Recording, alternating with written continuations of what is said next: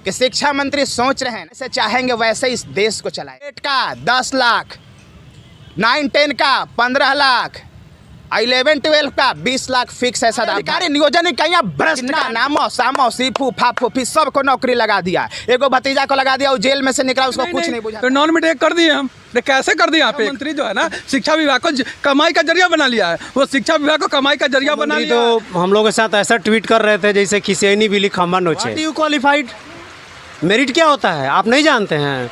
नमस्कार, आदाब, सत श्री अकाल। लाइव नेशन 7 में आपका स्वागत है। मैं शादाब मलिक। अगर अभी तक आप लोगों ने हमारे चैनल को सब्सक्राइब नहीं किया है तो ज़रूर सब्सक्राइब कर लें।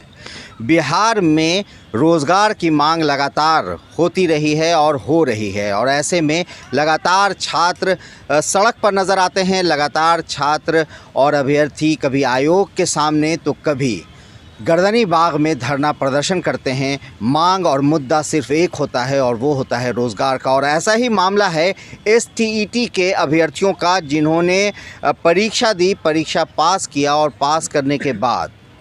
परीक्षा पास करने के बाद उन्हें फिर कहा जाने लगा है कि वो मेरिट और नॉन मेरिट के बीच में कोई फ़र्क नहीं है, और वो लोग अपनी मांग रखते रहे हैं। वो लोग अपनी मांग को लेकर आज शिक्षा मंत्री से भी मिले, और शिक्षा मंत्री से मिलने के बाद क्या कुछ हुआ है हम जानते हैं अनिल से। अनिल, क्या बात हुई आज? सबसे पहले लाइव 7 को तहे दिल से शुक्रिया, और सदा भाई आपको भी तहे दिल से शुक्रिया कि मेरा मुद्दा उठाने की कोशिश की आपने। हम लोग आज बहुत उम्मीद के साथ माननीय शिक्षा मंत्री श्री विजय कुमार चौधरी जी के आवास पे गए थे। बहुत उम्मीद थी उनसे। मेरे कई साथियों ने सलाह दिया था एक बार हमें शिक्षा मंत्री से मिलना चाहिए। मैं तो खैर बोल रहा था कि जानता था कि क्या नतीजा आएगा, लेकिन बहुत हौसला रख करके हम लोग गए थे। मैं नहीं गया था, मेरे 4 साथी गए थे। बहुत ख़राब व्यवहार, एक संवैधानिक पद पे बैठ के असंवैधानिक तरीके से बात करना, बहुत ख़राब व्यवहार। मेरे और साथी लोग बताएंगे कि क्या व्यवहार रहा है। कुल मिलाकर के मैं ये कहना चाहता हूँ कि शिक्षा मंत्री सोच रहे हैं ना कि वो जैसे चाहेंगे वैसे इस देश को चलाएंगे। गलत बात, नहीं चलने देंगे। बापू का विचार और बाबा साहब का विधान के अलावा अगर चलाने की कोशिश करेगा ना तो उसको कुचल देंगे।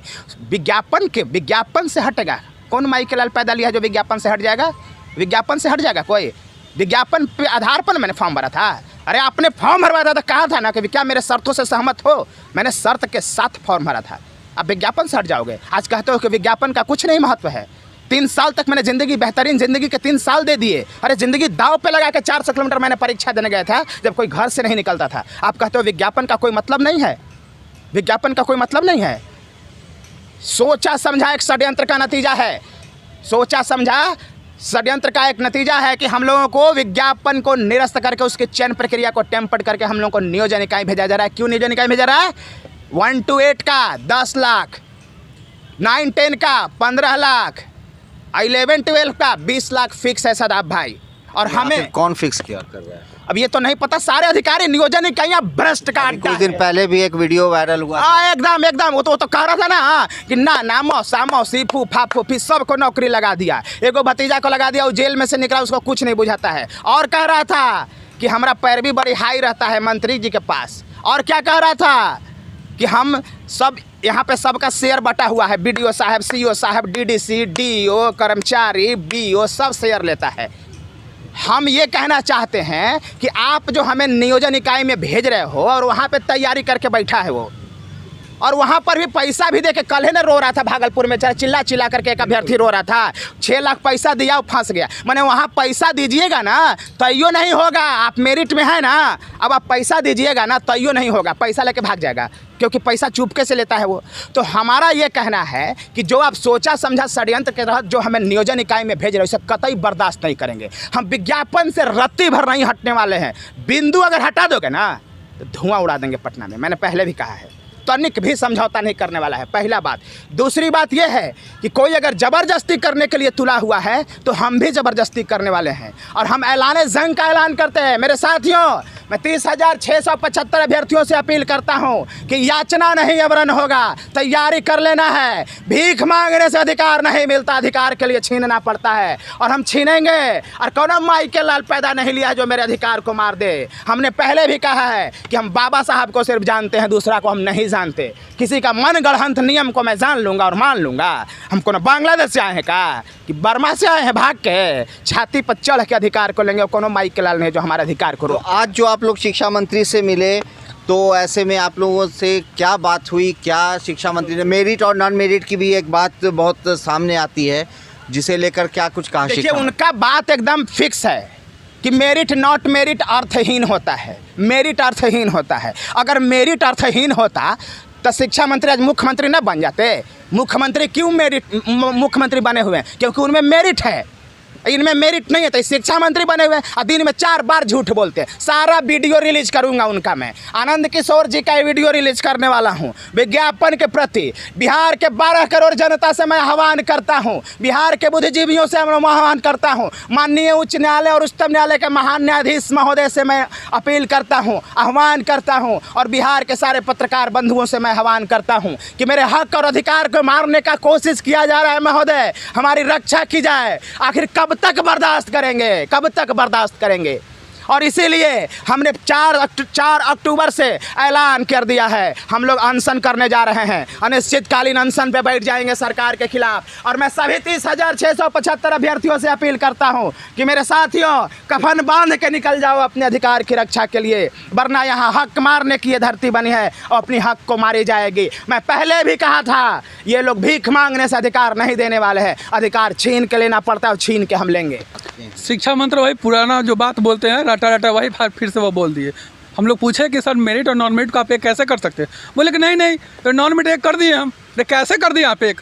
तो बोले उसका कोई जवाब नहीं दे पाए। और उनके बातों से लग रहा था जो हम लोग से बात करते नज़र नहीं मिला पा रहे थे, नीचे ताकर के बात कर रहे थे, वो नज़र नहीं मिलाते। मेरिट लिस्ट वाले जितने बच्चे हैं उनसे नज़र नहीं मिला रहे थे। वो उनसे मैं देखा, उनसे तो मैंने उनसे जाकर मिला, अपने बात को रखा, लेकिन तो नज़र भी नहीं मिला पा रहे थे। वो लजा गए हैं, लजाल बे खामा नोचा जाता है ना, वैसे वो कर रहे थे। शिक्षा मंत्री जो है ना, शिक्षा विभाग को कमाई का जरिया बना लिया है। वो शिक्षा विभाग को कमाई का जरिया बना लिया है। वो पैसा वसूलने की उनको आदत हो गई है। 1 to 8 में देख रहे हैं ना, आज जो नियोजन में जो हो रही है, पैसा 8-8 लाख रुपए मांगा जा रहा है। और बच्चे जो कम दे रहे हैं पैसा लेकर फंस भी जा रहे हैं। कल का तो घटना है, 6 लाख रुपया दे करके एक बच्चा पैर उनका पकड़ा हुआ था कि सर मेरा पैसा दिलवाइए, मेरा पैसा डूब गया है। शिक्षा मंत्री को समझ नहीं आ रहा है, वो नियोजन इकाई में क्यों भेजना चाह रहे हैं? हम लोग मेरिट में आए हुए हैं, हम लोग को काहे नहीं नियुक्त कर रहे हैं? वो नियोजन इकाई में क्यों भेजना चाह रहे हैं? उनको पैसा का आदत लग गई है, उनको दलाली करने का, शिक्षा विभाग दलाली का अड्डा हो गया है। और वो शिक्षा मंत्री को शर्म आनी चाहिए। ऐसे शिक्षा मंत्री से हम लोग इस्तीफा मांगते हैं, ऐसे शिक्षा मंत्री से हम लोग इस्तीफा मांगते हैं कि जल्द से इस्तीफा दे और कोई मेरिट वाला शिक्षा मंत्री बने। ये ऐसा मूर्ख शिक्षा मंत्री होंगे, ऐसे मूर्ख शिक्षा मंत्रियों का इनका हम विरोध करते हैं और इनका इस्तीफे की मांग करते हैं। शिक्षा मंत्री तो हम लोगों के साथ ऐसा ट्वीट कर रहे थे जैसे खिसेनी बिल्ली खम्बा नोचे। ऐसा लग रहा है कि मेरिट शब्द कभी सुने ही नहीं है, या वो कभी व्यक्तिगत रूप से उनको कभी सुनाया नहीं गया है। हम लोग को देखते ही इतना भड़क गए, जैसे लग रहा है कि हम लोग कोई जुर्म कर दिया है बीपीएससी जैसे एग्ज़ाम को पास करके, और इतना बड़े एग्ज़ाम को क्रैक करके हम लोग मेरिट में हैं। और शिक्षा मंत्री कह रहे हैं कि मेरिट मत बोलो, सिर्फ क्वालिफाइड बोलो। What you qualified? मेरिट क्या होता है आप नहीं जानते हैं। इसलिए हम जितने भी 30,675 जो हमारे बिहार के मेरिटधारी जो विद्यार्थी है, मेरे मित्र हैं, मैं सबसे आह्वान कर देना चाहता हूं कि अब वो समय आ गया है 4 अक्टूबर को इस पटना के धरती पर हम लोगों को जोरदार आंदोलन करने की ज़रूरत है, जेपी आंदोलन करने की ज़रूरत है। क्योंकि जिस तरीक़ा से आज शिक्षा मंत्री हम लोगों के साथ व्यवहार किए हैं, उस व्यवहार को हम लोग कतई नहीं भूलेंगे। मैं तो यही कहता हूं कि एक घर में 2 लोग कैसे 2 विचार का हो सकते हैं। शिक्षा मंत्री जी का पीए कुछ और बोलते हैं और शिक्षा मंत्री का बयान कुछ और होता है। ऐसे कैसे हो सकता है? हम सभी मेरिटधारी जितना भी 30,675 है, सबको शिक्षा मंत्री को मेरिट का सम्मान करना होगा और मेरिट के हक के लिए सोचना होगा। नहीं तो 4 अक्टूबर के पटना के धरती पर हम ये दिखा देंगे पूरे बिहार को कि हमारे साथ शिक्षा मंत्री जी ने कैसा व्यवहार किया है और अभी क्या कर रहे हैं। सारे मंत्रियों को, सारे अधिकारियों का अलग अलग बयान आता है और हमारे शिक्षा मंत्री का पूरे ही बिहार में जो है एकदम जो है शिकायत हो रहा है। जाके दिल्ली का मुख्यमंत्री मनीष सिसोदिया को देख लीजिए आप, दिल्ली के शिक्षा व्यवस्था को कितना जोरदार तरीक़े से सुधारने का काम किया जो वहाँ पे सारे प्राइवेट स्कूल बंद हो रहे हैं। और यहाँ के शिक्षा मंत्री केवल घूस और पैसा लेने में लीन है। नियोजन इकाई में भेज के 8 से 10 लाख की बात करते हैं, कमाना चाहते हैं। और हम लोगों से भी यही बात उन्होंने बोला। और एक जितने भी मेरिटधारी मेरे साथी हैं, मैं उन लोगों से एक आह्वान करना चाहता हूँ कि जो अभी दूसरी बार बीपीएससी से फिर एग्ज़ाम लेने की जो बात कही गई है, ये सरासर जो है बेबुनियाद है, गलत है। कहीं कोई परीक्षा नहीं होने जा रहा है। सरकार जो है मेरिट के हक़ के लिए स्पेशल सोचने जा रही है। और लेकिन फिर भी कैसे तो कहा जाता है कि जब हमारा हक की बात ही जब शिक्षा मंत्री छीन रहे हैं तो हम उन पे क्यों भरोसा करें? हम क्यों शिक्षा विभाग पर भरोसा करेंगे? नहीं करेंगे हम, और नहीं हमको करना चाहिए। हम लोग इसलिए 4 अक्टूबर को पूरे बिहार के जितना भी मेरिटधारी और बीएड कर रहे युवा और बुद्धिजीवी जनता से मेरा अपील है कि आप हमारे आंदोलन को जोरदार तरीक़ा से समर्थन कीजिए। आंदोलन नहीं, हम लोग आमरण अनशन करने जा रहे हैं सर, क्योंकि हम लोगों को काफ़ी इंतज़ार के बाद शिक्षा मंत्री जी इस तरह का दुर्व्यवहार, मुझे तो लगता है कि एक तनसाह है, वो तनसाही रवैया अपना चुके हैं। तो बिहार की स्थिति ये रही है, बिहार में जो अभी मौजूदा वक्त है, ऐसे में लगातार यही देखने को मिल रहा है कि सरकार से रोज़गार की मांग लगातार उठ रही है। एक तरफ बिहार जहां देश में तीसरा स्थान रखता है बेरोज़गारी में, ऐसे में ये युवा भी रोज़गार की मांग कर रहे हैं। सरकार ने चुनाव के समय 19 लाख लोगों को रोज़गार देने का वादा किया था, मगर कोरोना का वो वक्त आया जब बिहार से 15 लाख रोज़गार चले गए। तो जहां एक तरफ सरकार के वादे हैं और सरकार वादे करके भूल जाती है, उसे भूलना नहीं होगा, उन वादों को याद रखना होगा, उन मुद्दों को याद रखना होगा, क्योंकि बिहार के ये छात्र ही बिहार का भविष्य हैं। ये कभी भी भूलना गलत होगा। ऐसे में सरकार से इनकी अपील है कि इनकी मांग सुनी जाए, इनकी बात सुनी जाए, वरना ये 4 अक्टूबर से इन लोगों ने आंदोलन का एक तरह से कहा जाए तो ऐलान किया है, और 4 अक्टूबर को ये ऐलान की शक्ल में आंदोलन करने के लिए सड़क पर उतरने वाले हैं। इस तरह की खबरों के लिए बने रहिए हमारे साथ, देखते रहिए हमारा वीडियो। अगर आपको हमारा वीडियो पसंद आता है तो हमारे चैनल को ज़रूर सब्सक्राइब करें। अगर आप फेसबुक के जरिए देख रहे हैं तो पेज लाइक करें, साथ ही ट्विटर हैंडल पर हमें फॉलो ज़रूर करें। धन्यवाद।